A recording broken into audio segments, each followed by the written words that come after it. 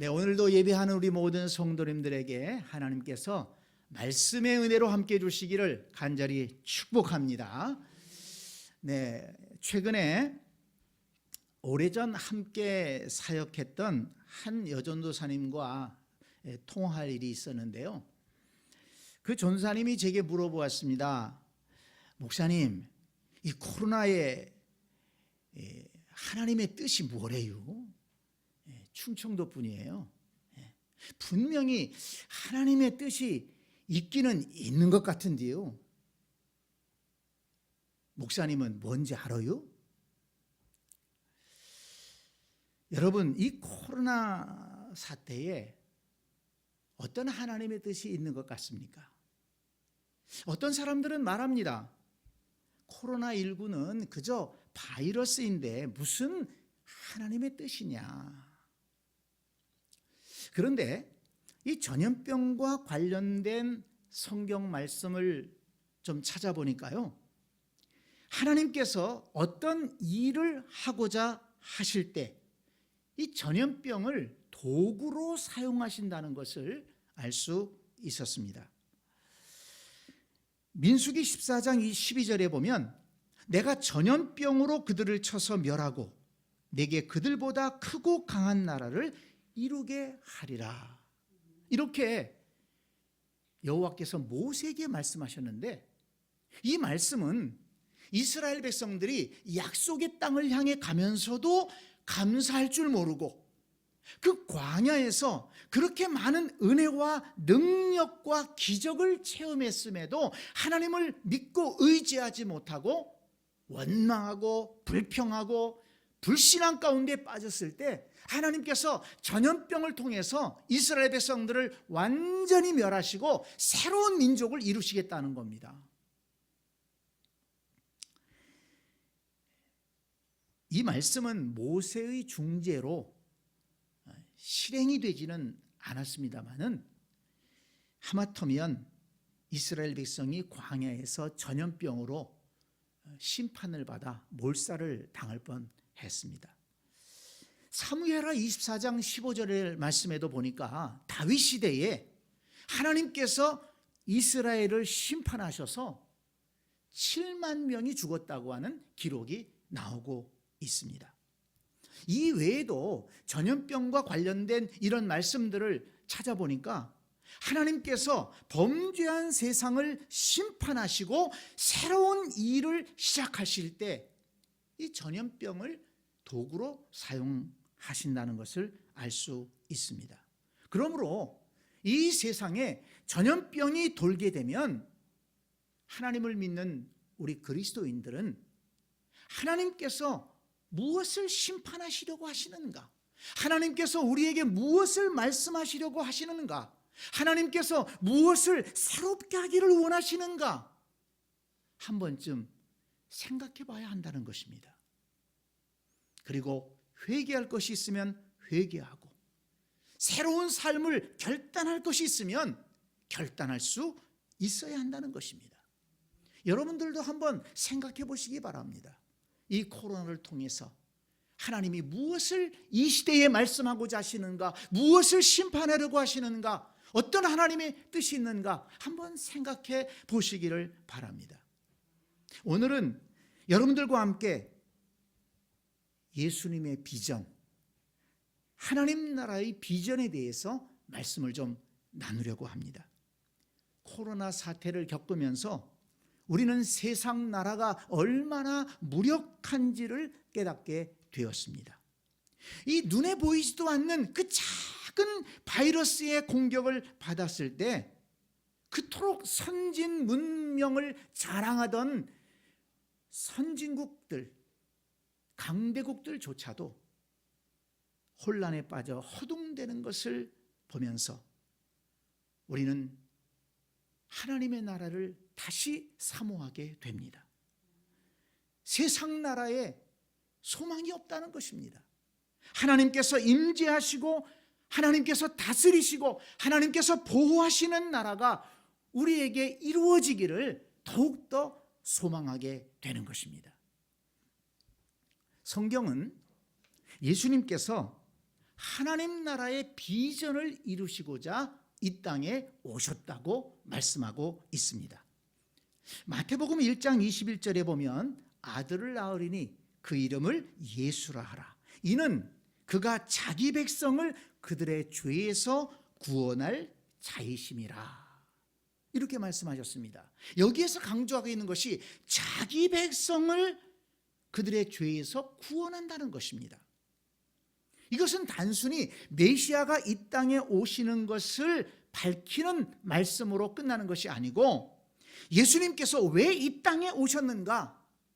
자기 백성, 이 백성이라는 개념은 나라를 생각하는 말씀입니다. 하나님의 나라, 그 나라에 있는 자기 백성을, 그 나라에 속한 자기 백성을 구원하시기 위해서 예수님이 오셨다 하는 것입니다.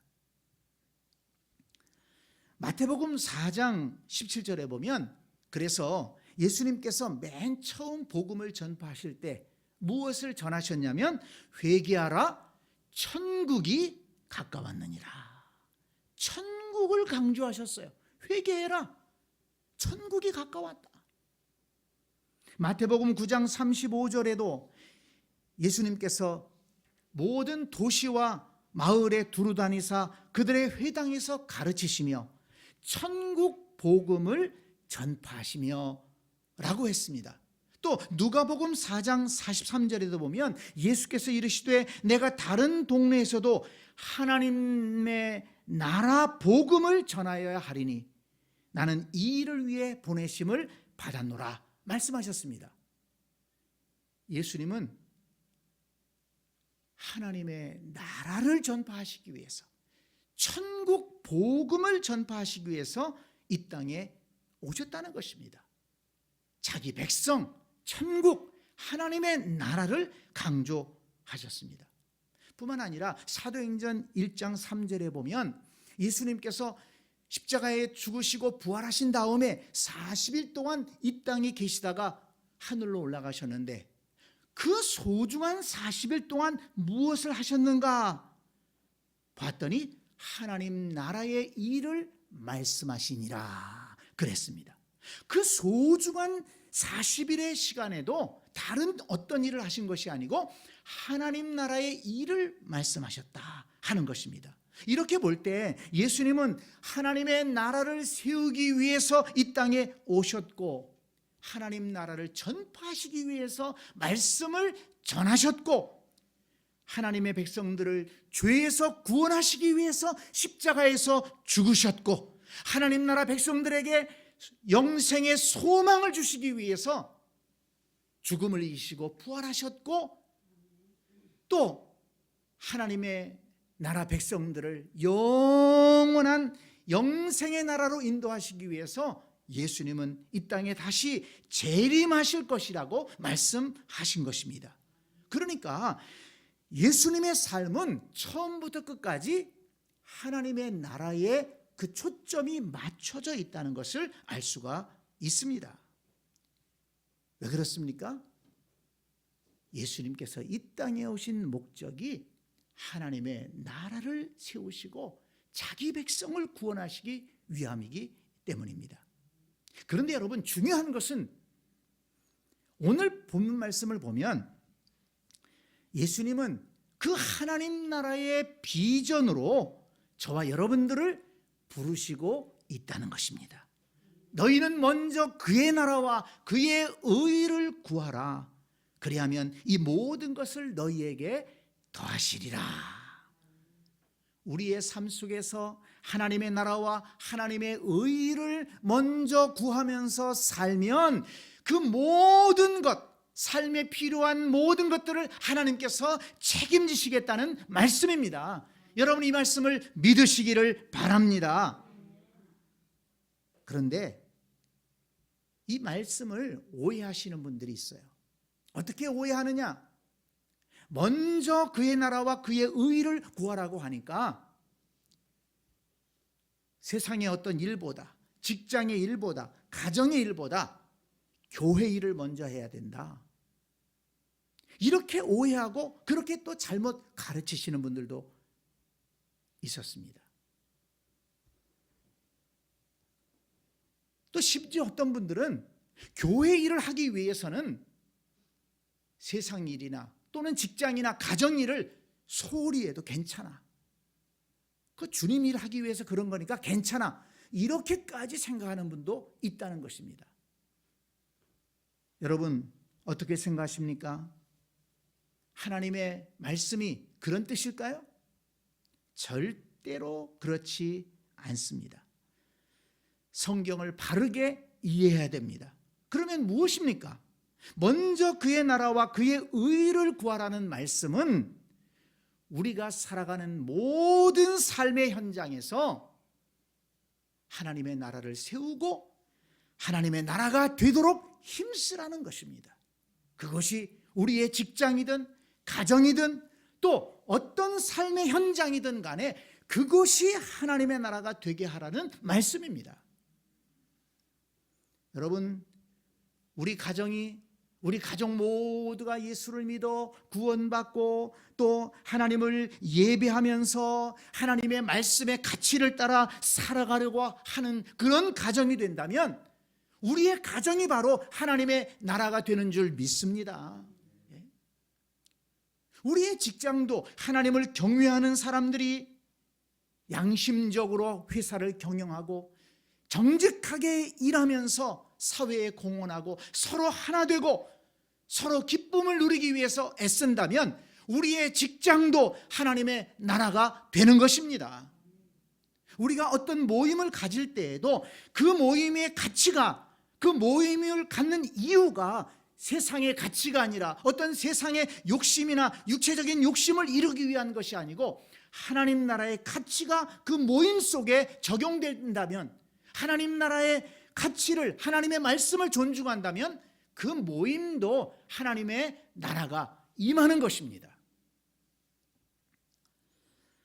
그러니까 주님이 원하시는 것은 성도들이 세상 일을 제쳐놓고 교회 일을 먼저 하라고 하시는 것이 아니고 이 세상의 일을 변화시켜서 하나님의 일이 되게 하고 이 세상의 사람들을 변화시켜서 하나님의 백성이 되게 하고 세상적인 가치만 통하던 그곳에 하나님의 나라의 가치가 통하게 하는 그런 나라와 세상이 되게 하라는 것을 우리에게 말씀하신 것입니다. 이것이 예수님이 가르치신 하나님 나라의 비전이라는 것을 우리는 깨달아 알아야 됩니다.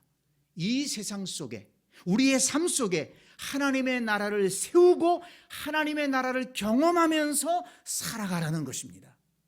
교회와 세상을 구분하지 말고 교회, 가정, 직장, 그 어떤 모임, 이것이 하나님의 나라로 하나로 연결되게 하라는 것입니다. 여러분 생각해 보십시오. 하나님을 경외하는 사람들이 정치를 하면서 사리사욕과 당리당략을 벌이고 진정 하나님의 뜻을 구하며 하나님의 나라를 이루기 위해서 정치를 한다면 얼마나 복된 나라가 세워지겠습니까? 우리 가정에서 가족 모두가 개인의 이기심과 욕심을 버리고 하나님의 뜻이 가정에 이루어지기를 기도하면서 가정을 세워간다면 우리 가정은 얼마나 행복한 가정이 되겠습니까? 우리 젊은이들이 청년의 정욕을 버리고 하나님 나라를 바라보며 거룩한 삶의 비전을 가지고 살아간다면 그들의 앞날에 하나님께서 얼마나 아름다운 일들을 이루어 주시겠습니까? 만약 오늘 예배하는 저와 여러분들이 교회에서 예배하든 가정에서 예배하든 우리 모두가 신령과 진정으로 예배하면서 하나님이 주시는 말씀을 마음으로 듣고 그 말씀을 따라 살아가려고 애쓴다면 여러분, 우리 교회는 얼마나 아름다운 교회가 될 수 있겠습니까? 너희는 먼저 그의 나라와 그의 의를 구하라. 저와 여러분도 예수님의 비전, 하나님 나라에 대한 비전을 가슴에 품고 삶의 현장에서 하나님 나라를 세워가고 또 삶의 현장에서 하나님 나라를 경험할 수 있는 복된 성도들이 될 수 있기를 간절히 축원합니다. 그러면 하나님 나라의 비전은 구체적으로 무엇을 말하는 것일까요? 하나님 나라는 어떤 나라일까요? 로마서 14장 17절에 보니까 분명하게 말씀하고 있습니다. 하나님의 나라는 먹는 것과 마시는 것이 아니요 오직 성령 안에 있는 의와 평강과 희락이라. 여러분, 이 말씀을 잘 기억하시기 바랍니다. 하나님의 나라는 먹는 것과 마시는 것이 아니요 오직 성령 안에 있는 의와 평강과 희락이라. 하나님의 나라는 먹는 것과 마시는 것이 아니라고 하니까 서운하십니까? 하나님의 나라에는 먹고 마시는 게 없는가 보다, 그렇게 오해하지는 마세요. 이 말씀을 바울이 한 배경이 있습니다. 초대교회 성도들이 모였는데 거기에는 유대인 신자들도 있고 또 유대인이 아닌 다른 나라 이방인 신자들도 있었습니다. 근데 유대인들은 유대인의 전통이 있잖아요. 구약의 전통이 있어서 먹는 것에 가리는 것이 있었습니다. 이런 저런 것들은 먹지 말아라 하는 구약의 가르침을 따라서 먹을 때 가려서 먹는 거예요. 근데 이방인들은 그렇지 않아요. 하나님이 주신 거면 뭐든지 감사하면서 맛있게 먹으면 되지 뭘 가리느냐. 그런데 유대인 그리스도인들이 이방인들을 향해서 야, 음식 먹을 때 가려 먹어야 돼, 그렇게 다 먹으면 안 돼, 비난하는 겁니다. 또 이방인 그리스도인들은 아니 예수 그리스도 안에서 모든 것이 다 완성됐는데 무슨 구약의 율법을 따라 살아가냐, 너희들 믿음이 부족한 자들이다, 이러면서 서로 갈등이 있었다는 것입니다. 그래서 바울이 모든 음식은 감사하면서 먹으면 되지, 먹는 것 때문에 마시는 것 때문에 왜 교회에서 갈등하냐, 그러면서 야단치는 말씀입니다. 그리스도 안에서 구약의 율법이 완성됐기 때문에 그런 것들 가리는 게 문제가 아니라는 것입니다. 감사함으로 먹으면 버릴 것이 없다고 말씀했습니다. 여러분, 하나님의 나라를 편협한 나라로 만들지 말라는 것입니다. 하나님의 나라는 유대인이든 이방인이든 모두가 구원받은 하나님의 백성으로 의와 평강과 희락을 누리는 나라인 것입니다. 삶의 기준이 의와 평강과 희락이 되어야 된다는 것입니다. 내가 지금까지 지켜왔던 어떤 전통, 내가 중요하게 생각하는 그 어떤 것, 그것이 기준이 되는 것이 아니고 하나님의 의와 평강과 희락이 기준이 되는 나라, 그것이 하나님의 나라라는 것입니다. 그러니까 가정에서도 직장에서도 어떤 삶의 자리에서도 그것이 하나님의 나라가 되려면 하나님의 공의, 또 하나님의 평강, 희락이 중심이 되는 그런 곳으로 만들어가야 한다는 것입니다. 여러분 보세요. 왜 많은 문제들이 일어납니까?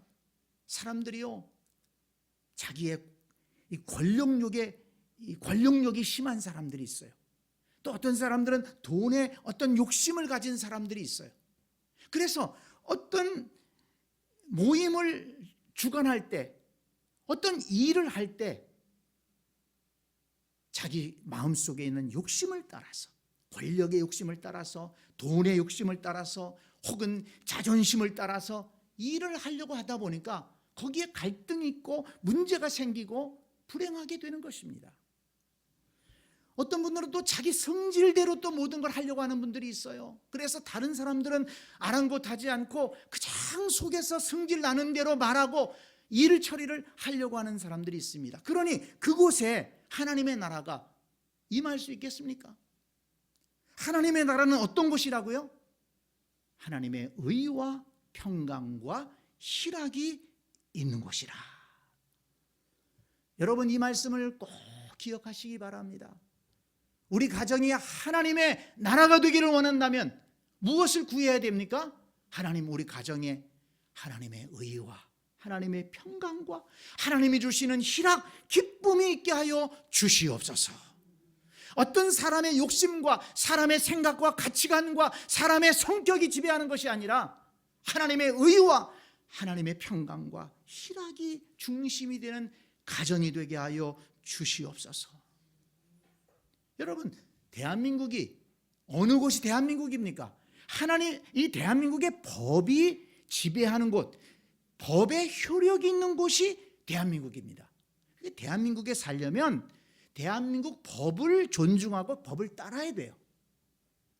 마찬가지로 하나님 나라의 백성이 되고 하나님의 나라의 삶을 누리길 원한다면 하나님 나라의 법을 지켜야 된다는 것입니다. 그러니까 하나님 나라의 법이 뭡니까?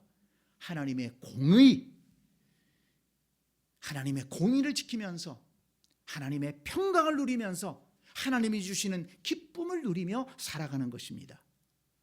하나님이 주시는 평강을 어떻게 누릴 수 있습니까?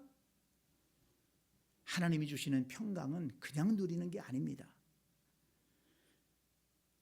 예수 그리스도 안에서 서로 용납하고 서로 용서하고 서로 사랑할 때 누릴 수 있는 복된 상태를 평강이라고 말하는 것입니다.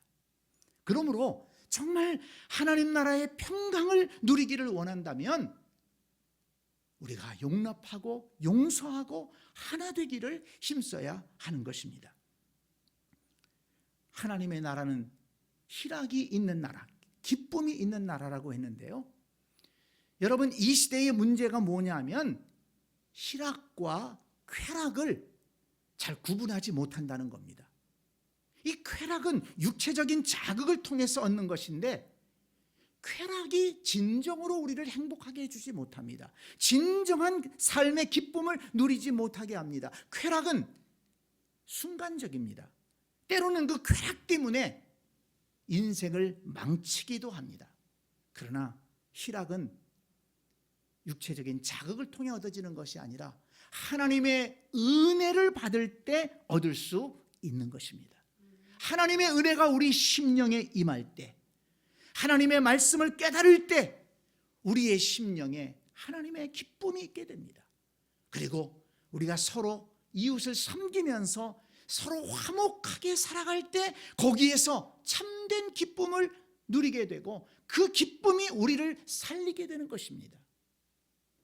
그러므로 하나님이 주시는 희락, 기쁨을 얻기를 원한다면 하나님이 우리 안에 임재하시고 그리고 성령이 우리를 인도해 가시기를 우리는 사모해야 되는 것입니다. 그러면 여러분, 이 의와 평강과 희락이 넘치는 이 하나님의 나라를 어떻게 세워갈 수 있을까요? 어떻게 해야 그 나라의 삶을 우리가 누리며 살아갈 수 있을까요? 로마서 4장 17절 말씀을 다시 한번 보시기 바랍니다. 하나님의 나라는 먹는 것과 마시는 것이 아니요 오직 성령 안에 있는 의와 평강과 희락이라 말씀했습니다. 오직 성령 안에 있는 의와 평강과 희락이라. 오직 성령을 강조하고 있어요. 여러분, 의와 평강과 희락이 어디에 있습니까? 성령 안에 있다고 말씀합니다.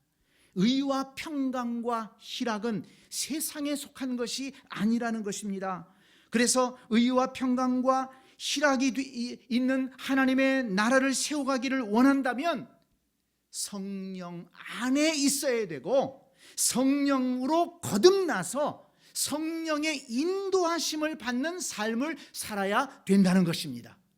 성령으로 말미암아 우리의 영혼이 거듭나고 성령으로 말미암아 또 우리의 옛사람을 벗어버리고 성령의 인도하심을 받으며 살아갈 때 그곳에 하나님이 기뻐하시는 의와 평강과 희락이 이루어지게 되는 것입니다. 여러분, 내 마음을 성령께서 주장하시면 내 마음이 하나님의 나라가 됩니다. 우리의 가정이 성령께서 인도하시는 가정이 된다면 우리 가정이 하나님의 나라가 되는 것입니다. 우리 교회를 성령께서 주장하시는 교회가 된다면, 정말 우리 모든 성도들이 하나님이 기뻐하시는 교회, 하나님이 중심이 되는 교회로 세워가기를 소망한다면 우리 교회는 하나님의 나라를 경험하는 교회가 될 줄로 믿습니다. 성령님은 하나님의 의와 평강과 희락을 주시는 거룩하신 영이시기 때문입니다. 그러므로 여러분, 하나님의 임재를 사모하시기 바랍니다. 성령의 강한 역사하심을 사모하시기 바랍니다. 우리의 힘으로 안 됩니다. 우리의 결심으로 안 됩니다. 하나님이 임재하셔야 되고 성령님이 도와주셔야 됩니다. 말씀을 정리합니다. 성도 여러분, 지금 우리는 복잡하고 혼돈에 빠진 세상 나라에 살고 있습니다. 그러나 이 세상에는 세상 나라만 있는 게 아닙니다. 예수님께서 이루시고자 했던 하나님의 나라도 있습니다. 아니, 하나님은 우리를 통해서 하나님의 나라를 세워가라고 말씀하셨습니다. 너희는 먼저 그의 나라와 그의 의를 구하라. 그리하면 이 모든 것을 너희에게 더하시리라. 이 말씀을 믿으시기 바랍니다. 여러분, 정말 이 시대의 사람들이요, 문명이 발전하고 또 경제가 발전하면서 이 세상 나라를 얼마나 좋아했는지 몰라요.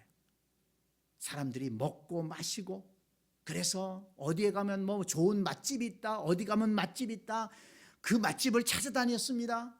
또 어디 가면 경치가 좋다, 어디 가면 좋은 펜션이 있다, 놀러 다니기 좋아했습니다. 또 조금 여유가 있으면 비행기를 타고 동남아로, 유럽으로 여행을 가려고 저축하고 다녔습니다. 세상 나라가 너무 좋게 느껴진 거예요. 그러나 여러분, 코로나를 통해서 세상 나라가 너무 힘들어졌어요. 왔다 갔다 할 수 없습니다. 하나님께서 원하시는 뜻이 뭘까요? 세상 나라 너무 좋아하지 말고 우리의 궁극적인 소망인 하나님의 나라를 바라봐라. 이 코로나 사태를 통해서 우리의 눈을 세상 나라에서 하나님의 나라로 바꾸려고 하신다는 것을 여러분 깨달으시기를 바랍니다. 하나님의 나라를 세워가는 데 힘써야 된다. 하나님의 나라는 의와 평강과 희락이라고 했습니다. 저와 여러분이 가정과 교회와 삶의 현장에 의와 평강과 희락이 흐르는 하나님의 나라를 세우기를 원하셨던 그 예수님의 비전을 나의 비전으로 품고 살아갈 수 있기를 간절히 축원합니다. 의와 평강과 희락이라. 여러분, 이런 것들이 강물처럼 흐르는 그런 나라가 된다면, 그런 가정이 된다면, 그런 우리의 삶의 자리가 된다면 얼마나 복되겠습니까? 저와 여러분의 삶의 자리에 하나님께서 임재하시고 성령께서 강하게 역사하셔서 의와 평강과 희락이 강물처럼 흘러서 거룩하고 복된 하나님의 나라를 세우고 또 하나님의 나라를 경험하며 살아가는 저와 여러분들이 될 수 있기를 간절히 축원합니다. 아멘.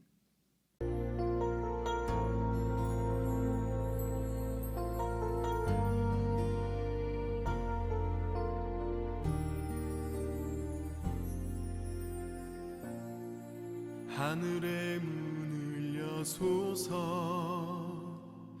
이곳을 주목하소서. 주를 향한 노래가 꺼지지 않으니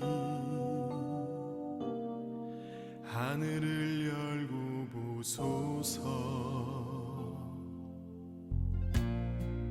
이곳에 임재하소서. 주님을 기다리는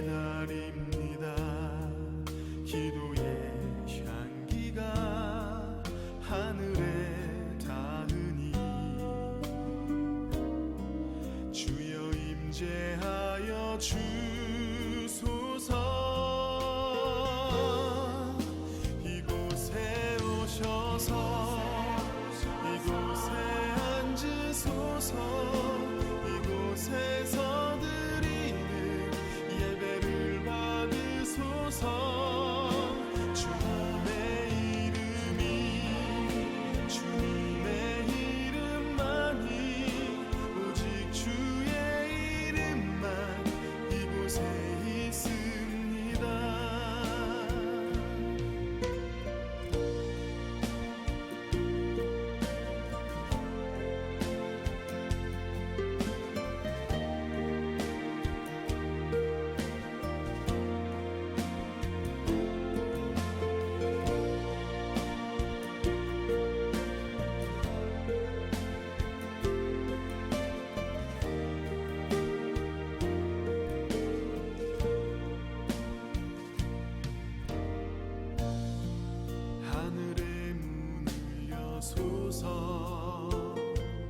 이곳을 주목하소서.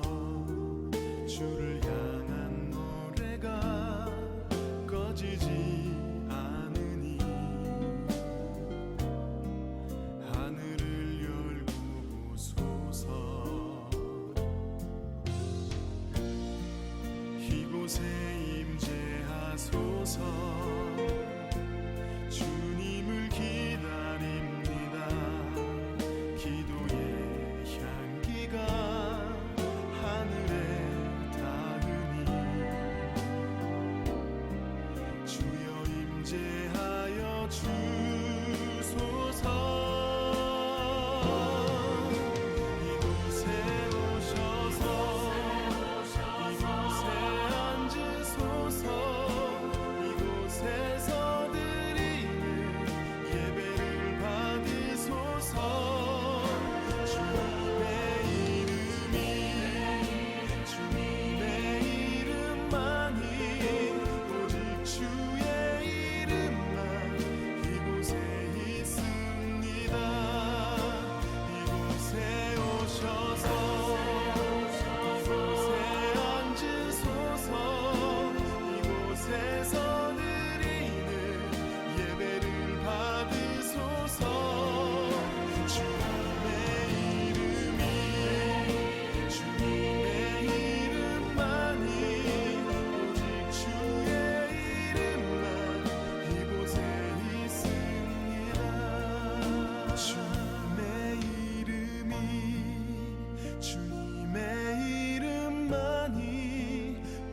주의 이름만 이곳에